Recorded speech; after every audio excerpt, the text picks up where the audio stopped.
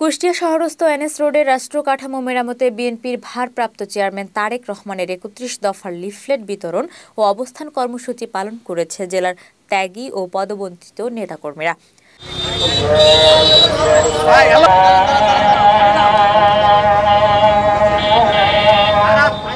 ২৪ November রবিবার দুপুর ২টায় এই কর্মসূচি পালিত হয়। এর আগে ১৩ জুলাই বিএনপির ভারপ্রাপ্ত চেয়ারম্যান তারেক রহমান এই ৩১ দফা প্রস্তাব জাতির সামনে উপস্থাপন করেন।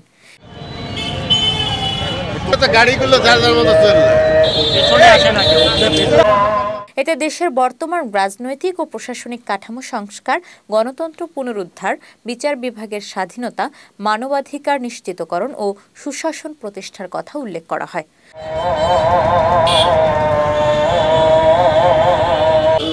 কর্মসূচিতে উপস্থিত ছিলেন জেলা বিএনপির সাবেক যুগ্ম সম্পাদক আব্দুর রাজ্জাক বাচ্চু, কাজল মাজমাদার, সাবেক যুগ্ম সাধারণ সম্পাদক সাবেক শামীমুল হাসান অপু, সাবেক সাংগঠনিক সম্পাদক, দলীয় নেতাকর্মীরা। পরবর্তীতে লিফলেট বিতরণ কর্মসূচি শেষে সংক্ষিপ্ত অবস্থান কর্মসূচি অনুষ্ঠিত হয়। ৩১ দফার ব্যাপারে উপভাষা সব বলে দিছে। আমি কিছু কথা বলতে চাই যে বিগত দিনেও আমরা মাঠে ছিলাম, খালি কুষ্টিয়াতে না, সারা বাংলাদেশে দল যেখানেই ডাক দিছে আমরা আমাদের মতন করে সেখানে অংশগ্রহণ করছি এবং সেই ফুটেজগুলো দেখলে আপনারা বুঝতে পারবেন যে আমরা কতটুকু দলের জন্য কাজ করছি। এবং সামনেও যে প্রোগ্রাম আসবে ইনশাল্লাহ, এর আগে আমি বলেছি আমরা সবাই, আমরা যারা বঞ্চিত যারা আছি এই কমিটি থেকে, তারা আমাদের সর্বাত্মক মানে এটা আমরা দিয়ে দেবো দলের জন্য। আমি একটা কথা বলতে চাই, খুব দুঃখজনক একটা কথা, এই যে ৩১ সদস্যের যে জেলা কমিটি দিছে, কালকে দেখলাম তারা একটা সাংবাদিক সম্মেলন করছে। ওখানে শ্রদ্ধেয় বড় ভাই, আমাদের খুব কাছের বড় ভাই কুতুব ভাই, উনি একটা কথা বলছে। তাদেরকে তো আমি একটা কথা বলতে চাই, তাদেরকে দায়িত্ব দেওয়া হয়েছে কি কারণে?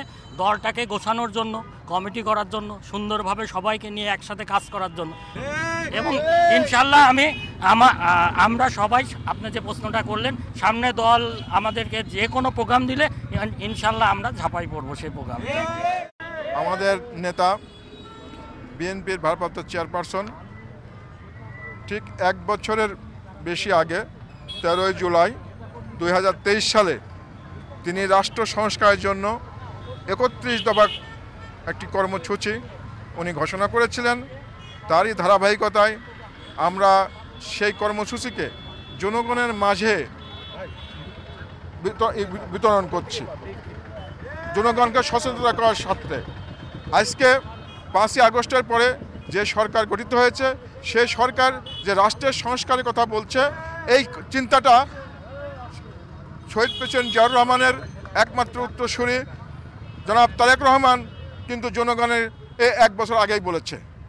অতএব আমি মনে করি এই সংস্কার একটি চলমান প্রক্রিয়া, এই চলমান প্রক্রিয়ার অংশ হিসাবেই আজকে তারেক রহমান যে জনগণের মাঝে যে ৩১ দফা দিয়েছে, এইটা যদি বাস্তবায়ন করা হয় তাহলে আর কোনো সংস্কার করা লাগবে না।